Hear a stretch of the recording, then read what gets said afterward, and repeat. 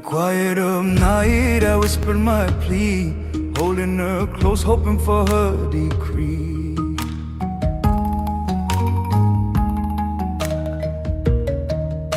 Across Cambodia, bells don't just tell the hour.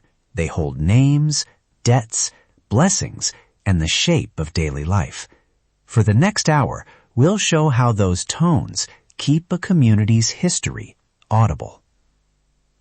Yes, that's the heart of it.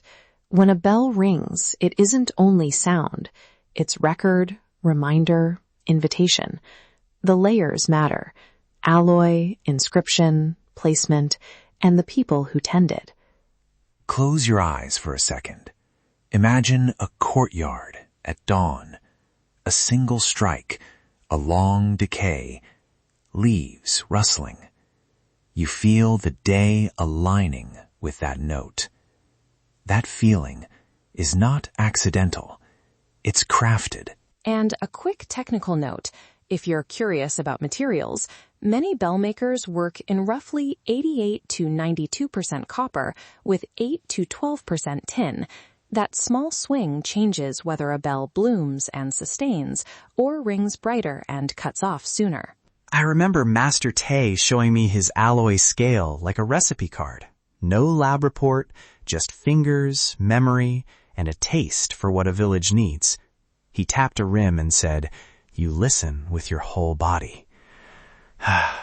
That oral transmission, apprenticeships learned by ear, is crucial. Texts and museum pieces tell part of the story. Living makers hold process knowledge that archives can't replace. Let's step into the yard now. The sun was a hard coin that morning. The clay molds lay on mats.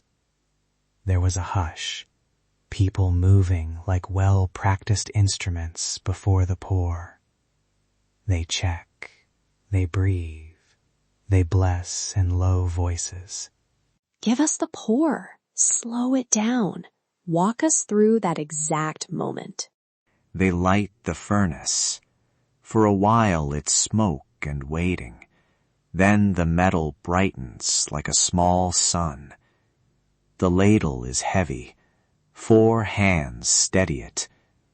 The channel pours with a thin liquid hiss, metal eating the air. And for a breath, everyone watches the glow move into clay channels. And the apprentice, did he say anything? I want that human pause in the chemistry. He laughed, nervous, half a smile. "It looks like water that forgot it's water," he said, and then every older hand grinned. Small lines like that show how craft carries humor and humility, not just procedure. Listen to how you keep returning to people. Master Tay, apprentices, caretakers. That's intentional. The thesis isn't abstract. It lives in those exchanges. Exactly. Remember, these bells are living records, not museum pieces tucked behind glass. We'll come back to that often. A related point on inscriptions. Some bells carry donor names and short prayers in Old Khmer. There's a 12th century bell catalogued in Phnom Penh's museum with similar formulae. Details we link in the show notes. So this practice spans centuries. So, one caretaker I recorded, Pitch, keeps a brass plate on a bell that reads 1998. Each year on that date, the community gathers and the inscription is read aloud. He told me, when that line is said, the people who gave it speak again. That's powerful. It shows inscriptions are active. They create obligations, commemorations, services, even food offerings. Not static text, but social instructions stitched into metal. We should pause on conservation, because I want to be blunt. Some well-meaning care erases these voices. People polish inscriptions until letters blur away. Wait, people polish them away? Yes, often with good intentions, to keep the bell looking cared for. But conservators recommend minimal intervention and careful documentation so those inscriptions survive. We'll point listeners to conservator contacts and case studies in the notes. If you're working with a community, ask for a treatment plan. Don't assume cleaning equals care. Now, a short moment of friction we ran into. A caretaker told me he sometimes chooses a dollar-sounding bell for certain rites. $? I'm not sure I buy that. Wouldn't a brighter bell travel further across a rice plain? Right. You'd expect distance to be the priority. But he interrupted a ceremony once when a bright bell cut through chant and the mood shifted. He said, "The bell must help the prayer, not steal it." That taught me bells are chosen for emotional texture, not just audibility. That's a valuable correction to the tourist assumption that louder is better. Observe local cues. Ask. Follow caretaker guidance. 2 more field moments before we move to practical tips. First, a wedding where the bell's donor plate is read and everyone bows. The bell's tone, rounded and not sharp, frames hospitality. The couple told me the bell was a family vow. It marked their promise to the village as much as to each other. Second, a tuning session I documented. The bell is struck at different points. Makers listen for partials, for how overtones interact.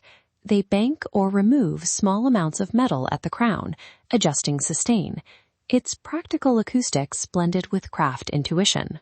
So, what do we do when a bell carries someone's name? We listen and act respectfully. Practical advice. Arrive for a morning or evening chant, ask the caretaker if recording or photos are okay, and always explain how you'll use the audio. Consent matters. Add this. If you commission work, discuss fair payment and ongoing relationships, not a single souvenir purchase. Ask about material sourcing and prefer workshops that reduce pollution. Our notes list local organizations and ethical partners. For field recordists, capture close strikes for definition and a room capture for spatial decay. Ambisonic or stereo pair plus a distant mic helps you keep that sense of place. And please, get permission before you record chants or prayers. We take licensing seriously. Any music or recorded bell tones we use are accredited and released. Check the episode page for performer names, release forms, and a short bibliography on archaeometallurgy and epigraphy. Before we close, a small listening exercise. Picture a bell tuned to sustain. Strike it in your head and let the tail hang. Now imagine that tail carrying a name, a year, a vow. That's what we mean when we say bells keep history audible. If you want to go deeper, the transcript and full field notes are on the episode page, including contact details for the artisans who consented to be credited. We also list NGOs working on sustainable metalwork and conservation. Links and reading are there. Thank you to the Bellmakers, caretakers, and elders who opened their yards and memories to us, and to you for listening closely. Quiet stones, loud stories. Subscribe to Ancient Echoes and help us keep walking temples and workshops together. Hear Cambodia's heartbeat with us. Share this episode ethically. Tag the artisans and organizations you support so their livelihoods stay visible. We'll be back with another sonic journey soon.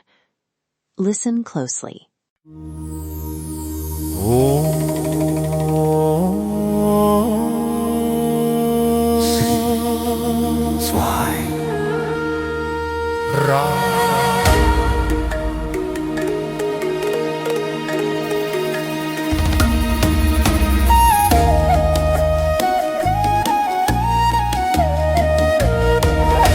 shining diamond, flawless and red, you stand so quiet, soft in the air.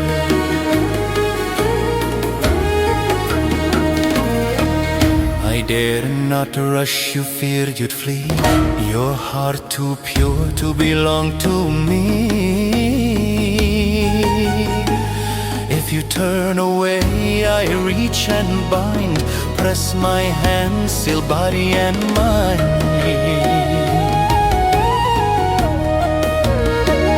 Your brows I trace, your breath I steal. This mark I place is dark and real. From this moment break and fall, hear the spell, obey the call.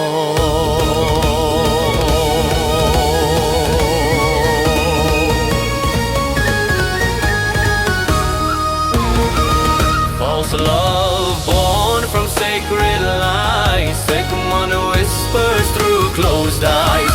Follow me, don't fight, don't run, your soul is caught, my work is done. Empty will your light undone, under spell, under Sekmon.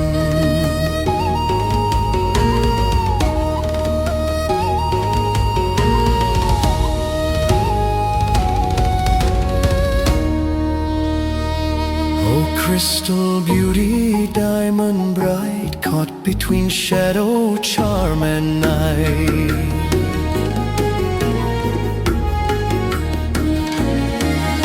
Time won't save you, truth won't last. This vow is carved, the line is cast. My words are smoke, my touch is fire, I bend your heart